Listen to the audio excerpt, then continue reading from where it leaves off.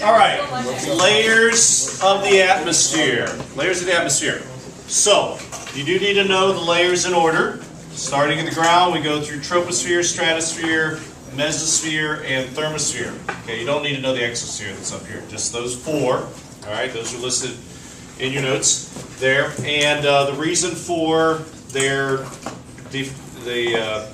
them being different layers, and that reason is because of the temperature change. So if you can remember, for one thing, that as you go up in the atmosphere from down here on the ground, or if you climb up a mountain or something like that, it gets colder, right? And it will continue to do so until you get up to about 20 kilometers or about 35,000 feet. And at that point, it'll actually start getting warmer again. And then that will take you through the next layer, which is the stratosphere. So the first layer is the troposphere. Then you get up about that high, it starts to warm up again. That'll take you through the stratosphere. And then at about 60 kilometers, it'll start to get cold again. That's what we call the mesosphere. And then it relatively abruptly, at about 80 kilometers, changes again. And you're into the thermosphere, where it gets warmer again. And as a matter of fact, it can get quite hot in the thermosphere because there's no shielding. The thermosphere is pretty much outer space. Okay, but you'll notice a dashed line there. That's because if you're in the shadow, like if you're in the shadow of the Earth, it actually gets very cold. So, so like I said, somehow memorize the order of those layers. Any questions about that? And the temperature change that occurs there. That's how they defined them. And they figured out what was what, because of the pressure is a steady decrease in pressure as you go up. But the temperature fluctuates back and forth. And there's a number of different reasons for that. We're not going to go into it, and I don't know all of the reasons for it, but there's a number of different reasons why that happens. Now, as far as what's special about each layer, the only layers you really have to be concerned with as far as what would be questions would be asked you about would be your troposphere and your stratosphere, the first two layers. Because above that does not have a huge amount of effect on Earth. On life on Earth. But the troposphere is where most of your action, the things that we associate with the atmosphere, weather, the greenhouse effect, those all occur in the troposphere. Around 80% of all gases in the atmosphere are in the troposphere. So that's what's happening there. You can see some of the activities that are taking place there. And then with the stratosphere, its claim to fame, so to speak, is the ozone layer. So the ozone layer occurs in the stratosphere, and therefore it shields us from ultraviolet radiation, and it forms up there because of ultraviolet light. The ultraviolet light can actually affect the oxygen molecules because there's nothing really blocking it up here, and therefore that forms your stratosphere. So any questions about the layers of the atmosphere? Okay. The next thing that we'll look at is the basic wind patterns that are formed by something called convection cells, or sometimes they call them Hadley cells. And I'm going to go to video on this because they have a good computer graphic that this one teacher has put on YouTube, thankfully. So we'll go You said they're formed by what kind of cells? Convection cells.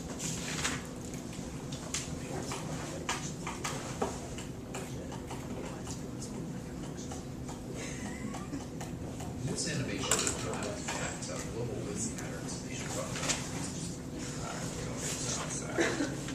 So here's our Earth, of course.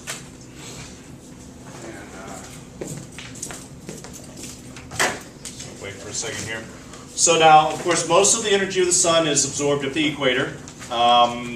Pretty much the Earth is blanketed in sunlight, but the angle at which it hits at the equator is the lowest angle, and therefore, the greatest angle, 90 degrees, and therefore it absorbs most of the energy there. So as you can imagine, that's going to cause the air to rise at that particular point, and then convection, that's why what we call them convection cells, convection will carry it towards the poles, both north and south.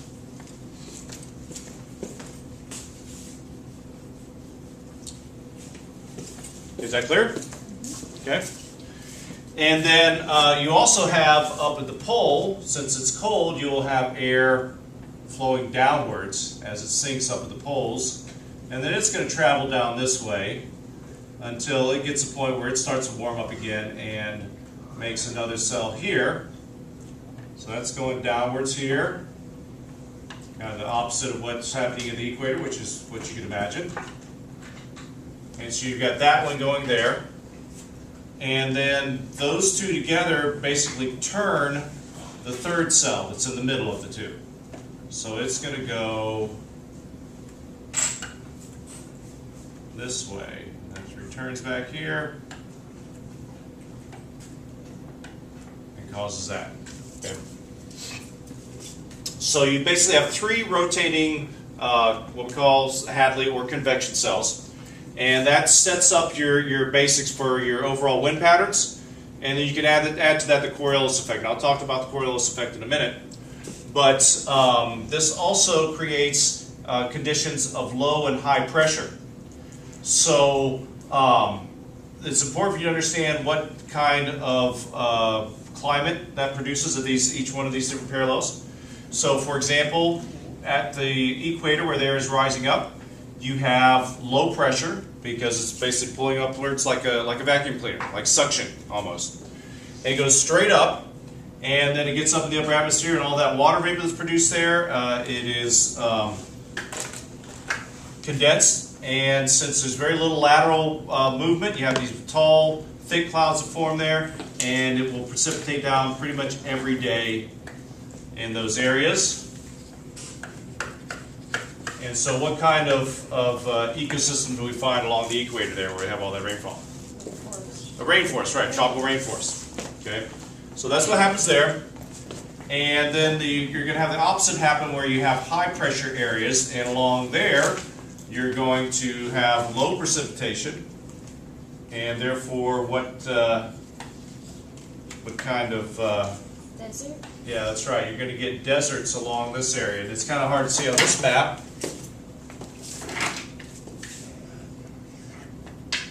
But if we take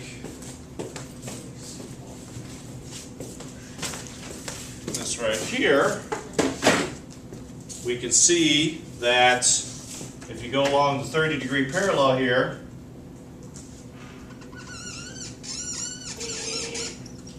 going through the Sonoran and the Southwest Desert, deserts of Mexico, go across here, go through the Sahara Desert, Middle East,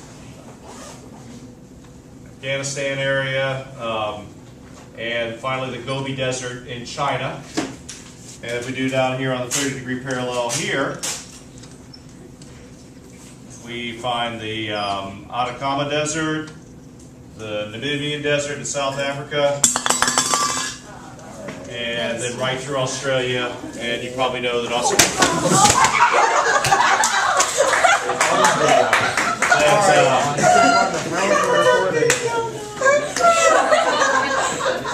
Wait, that gets you. Oh, Australia is mostly different. That gets us right. Yeah, I'm not sure that one's going to make it to the YouTube. So, see, all of this time that's being wasted on here, so you know, but we'll see. Maybe I will. All right, so you're gonna have high pressure along those in desert zones, right? And then here we can see going upwards, you're gonna have what kind of weather on the 60-degree where it's going to be a low right here. So what we expect there. That's a hit. Dandruff? Yeah. No, what would you expect there? Snow. It's going to be snow. It'll be rainy too for sometimes. But this is where you get a lot of snow. Along that area you get a lot of type of environment we call a taiga, which is basically Christmas tree-like forests. Canada, Russia, etc. And that's because of that excess precipitation can support the trees and things like that. And then within the polar regions, it's actually quite dry. So a lot of people don't realize that. A lot of people think, well, you get up here near the North Pole and stuff, you can get a lot of snow. You do not. Your tree line stops right about here, really, and you get above that something called a tundra, which is mostly grasses and mosses and things like that. Very cold. It's got permafrost, but it does not have enough precipitation to support trees, and therefore it's a different type of climate there. As a matter of fact, the largest desert in the world is Antarctica, because of the fact that it has deserts are defined by low precipitation, not by whether or not they're hot. So you have cold deserts. The Gobi Desert in China gets down to about 40 degrees below zero because it's a very high elevation. It's right there on the steppes of the Himalayan mountain range. So what you need to know is basically how these different cells form, where the air rises at the equator and moves this way, sinks at the poles, and then as it's moving along, it tends to turn this middle unit there. These changes occur 0, 30, 60, and 90. So that's convenient that they're actually evenly split up along the globe. And you have the associated low pressure, low pressure, and then high pressure there. So it'd be good to remember that, because that ends up also what that does is you have low pressure means high precipitation, high pressure means low precipitation, and so on. Low pressure, high precipitation again, and high pressure, low precipitation once you get to the poles. Any questions about that? Now, if it were that alone, you would have only north and south winds, but you also have the Coriolis effect coming in here.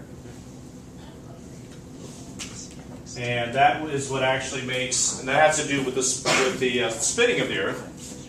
So that ends up causing a bend to them somewhat, and therefore we get our trade winds and our westerlies as the air is deflected because of the rotation of the Earth. So you can see that going on there. And I'll take a second to talk about the Coriolis effect and how that works. Any questions about the overall global wind patterns? Now, you need to remember that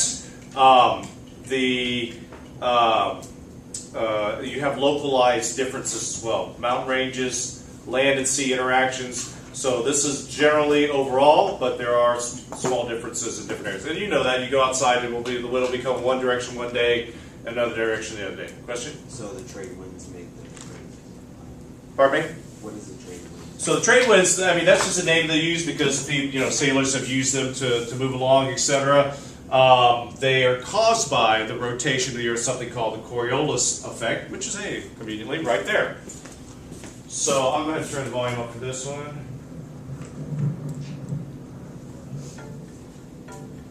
If you've ever watched the news during a hurricane or wintertime nor'easter, you've probably noticed that big storms spin over time as they go. In the northern hemisphere, they spin counterclockwise. But if you were watching a storm in the southern hemisphere, you'd see it spinning clockwise.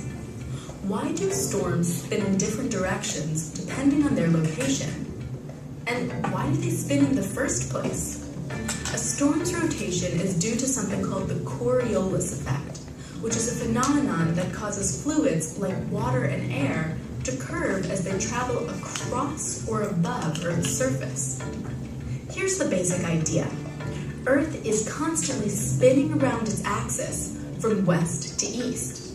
But because Earth is a sphere and wider in the middle, points on the equator are actually spinning faster around the axis than points near the poles. All right, now let me explain this to you a little bit better. It's an important concept. So, you might know what the diameter of the Earth is. How far around it is at the equator. Ms. Goldberger, are you looking it up? Yeah. No. Put your phone out, please. So I'll give you a little hint here. The Earth is spinning at the equator roughly 1,000 miles an hour. Okay? And there's how many hours in a day? Like 24. You have an answer, Mr. Nelson? Around 20,000 kilometers. 24,000, well, kilometers, it would be actually more than that. It's 24,000 miles. I know I'm being unscientific by using miles, but it's something that's more familiar to you guys. So the equator is basically 24,000 miles in distance, and it goes that distance in 1 day because the Earth is spinning at the equator at about 1,000 miles an hour. Okay. So let's say you go up here, I don't know exactly where, but if you drew this one, let's say this one was actually 12,000 miles around there, right? As being a sphere, it's going to, each latitude is from the equator is going to be smaller and smaller, right? And so that same distance is being traveled also in 1 day. Therefore, this is going twice as fast. Anybody that's on the Earth right here, or anything that's on the Earth right here, is going twice as fast as anything that's on the Earth right here. Okay. And then basically at the poles, if you were to stand at the pole, you would basically just rotate around and go 0 miles linearly. So you're basically going at 0 miles per day there. So what does that mean as far as the Coriolis effect is concerned? What that means is that when something rises, you have a large mass of fluid, in this case we're talking about air, so you have a large mass of air that is rising up, which is typical with the storm system, things like that, or your overall solar, your wind patterns, if you notice they're rising at the equator and sinking back down here. So when it rises over here, it's going to be going faster than when it rises here. And therefore, consequently, this edge is going to be slower, and it's going to come up in a twisted pattern. That make sense? Another way to look at it, let's say you had 1 foot placed here, you had a kind of a slowly moving conveyor belt and a faster one over here. If you put your right foot on that one, you would essentially spin. Even though both were moving, one side would be moving faster than the other, and you would turn. Okay. Now I want to dispel a myth here because it's a very common thing about toilets. Maybe you've heard it, that toilets in the northern hemisphere rotate one direction and toilets in the southern hemisphere rotate a different direction.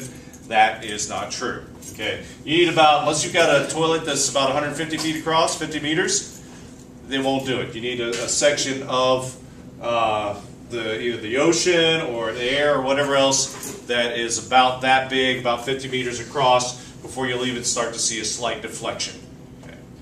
But this is, as mentioned, this is what causes, so instead of just rising up at the equator, it's rising and twisting up as it goes, and that forms our trade wind patterns. The opposite happens in the other cell from the 30 to the 60 and so on, and a similar thing at the poles. So that forms our basic wind patterns, our east to west wind patterns. Questions? Anybody about that? Okay. So I'm not going to show the rest of that one. So, And then finally, or is our video material? Very common question on the national exams. Out of the 5 or 6 national exams I have, I've seen reasons for the season questions 4 times, or something about it, like what happens on the equinox. So you need to be very familiar with this concept. A lot of you did well on it on the pretest, so you maybe in middle school they hammer this into your head or something like that, but it's an important concept. This is a very good, we got some good graphics in here, so go ahead and watch that. And I'll show you what things in particular you need to know.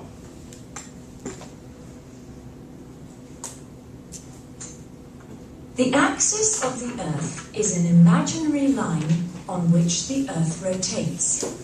It links up the 2 poles. Both the axis and the Earth are tilted at an angle of 23.5 degrees during a revolution. The tilting of the axis results in direct sunlight falling on different places during different seasons. This causes variations in the duration of days, nights, and seasons. Relationship between the location of the overhead sun and the seasons. Similarly, the revolution of the Earth and the tilting of the axis results in different angle of the sun during different periods. When the sun is directly overhead, we call this the overhead sun. At this time, the Earth's surface and the midday sun forms a 90-degree angle. Different locations of the overhead sun results in variations in the amount of solar radiation received in different areas and at different periods. Spring equinox, on the 21st or 22nd of March. The overhead sun is over the equator. The equator receives the largest amount of solar radiation. At this time, the northern hemisphere is in the spring equinox, while the southern hemisphere is in the autumn equinox. The angle of... All right. See all those labels? You need to know these latitudes. Okay. The other thing is that they'll show you here as well. She kind of misled you, or the terminology that she used I don't think is correct, saying that the equator receives the most sun. It doesn't really receive the most sunlight per se, it's just that it is hitting it the most directly. When you get to these other areas, and they'll show you in the diagram in a minute, the sun will bounce off more. It'll be reflected or deflected more because it's at more of an angle, because the Earth's surface, of course, is curved. At this point, it's basically at a 90-degree angle to the surface, therefore the energy is absorbed completely at that particular point. So you've got your equator, your tropical Cancer, etc. On either one of the equinoxes, the fall or the spring equinox, or autumnal is what they call the fall equinox sometimes, for autumn. The sun is directly overhead at noon. It will be directly over the equator right there. And then I'll show you the significance of the other latitudes when we get to that. of the sun decreases towards the poles. On this day, the two hemispheres receive a similar amount of solar radiation, and the length of day and night is the same at all places on the Earth. 12 hours day and 12 hours night all across the Earth. After this day, it is spring in the northern hemisphere, where the day is longer than the night. In the southern hemisphere, it becomes autumn, when the day is shorter than the night. Summer solstice. On the 21st or 22nd of June, the overhead sun is over the Tropic of Cancer. It receives the largest amount of solar radiation. So this is what's significant about the tropics of those particular latitudes. It is those latitudes where the greatest intensity of the sun at a 90-degree angle shines upon the Earth's surface on those particular days. It is the longest day, as far as daylight goes, for in our case, for our summer solstice, it would be longest day in the northern hemisphere. It's also the fall equinox here, or excuse me, winter solstice for the southern hemisphere. So everything's opposite. So it's going to be their shortest day overall. At this time, the northern hemisphere is in the summer solstice, while the southern hemisphere is in the winter solstice. The angle of the sun decreases towards the poles. On this day, the length of daytime of the northern hemisphere is the longest in the year, while that of the southern hemisphere is the shortest in the year. All right, notice something else. How long is it light in the Arctic Circle? You'll read that up there. 24 hours. How about the Antarctic Circle? Okay, so that's the significance of your Arctic and Antarctic Circle. On the summer solstice, in the northern hemisphere, the sun does not go down within the Arctic Circle. Basically, around midnight, it'll get a little duskish, but then you'll still see the sun, and it will stay daylight like that, and then the days will get shorter from there on out. In the southern hemisphere, like I said, just the opposite happens within the Antarctic Circle. That's the significance of that circle, just like the Arctic Circle. You're going to have 24 hours of night. Any questions about that? Yeah. Besides, there are 24 hours of daylight at the Arctic Circle and 24 hours of darkness at the Antarctic Circle. Autumn equinox. On the 22nd or 23rd of September, the overhead sun is over the equator again. The equator receives the largest amount of solar radiation. On this day, the northern hemisphere is in the autumn equinox, while the southern hemisphere is in the spring equinox. The angle of the sun decreases towards the poles. On this day, the two hemispheres receive a similar amount of solar radiation, and the length of day and night is the same at all places on the Earth. After this day, it is autumn in the northern hemisphere, where the day is shorter than the night. In the southern hemisphere, it becomes spring, when the day is longer than the night. Winter solstice. On the 21st and 22nd of December, the overhead sun is over the Tropic of Capricorn. It receives the largest amount of solar radiation.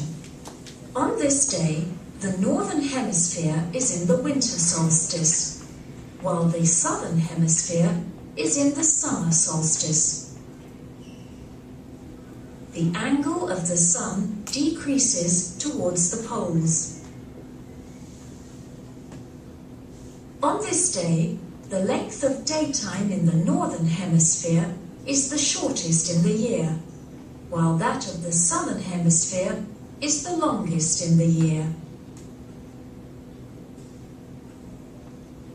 There are 24 hours of darkness at the Arctic Circle and 24 hours of daylight at the Antarctic Circle. Alrighty. Any questions about seasons?